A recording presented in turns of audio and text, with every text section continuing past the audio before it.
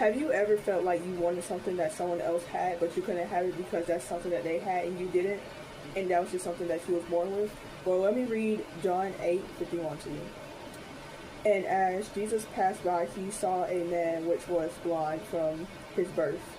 And his disciples asked him, saying, Master, who did sin, this man or his parents, that he was born blind?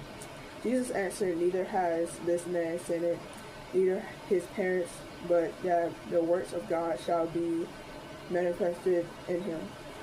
I must work the works of him that sent. Why, it is day, the night come, when no man can work. As long as I am in the world, I am the light of the world. When he had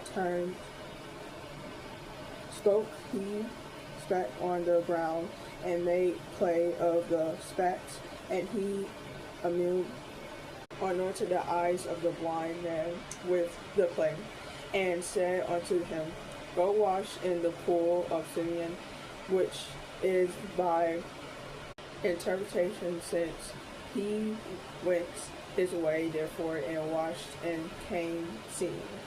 First off, I would just like to say that was such a beautiful and wholesome story, how a blind man that didn't have no sight was able to see once more.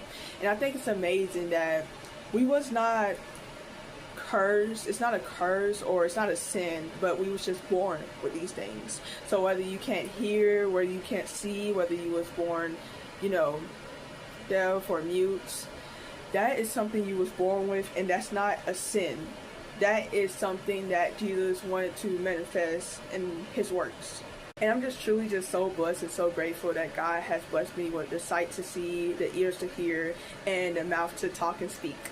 And when I was reading that story, I thought it was just so wholesome how God didn't punish us with that, but how we was born with it, and how Jesus was able to allow him to see once more by spitting on the ground and making it into clay and putting it on his eyes and telling him to wash it off, and he was able to have sight again.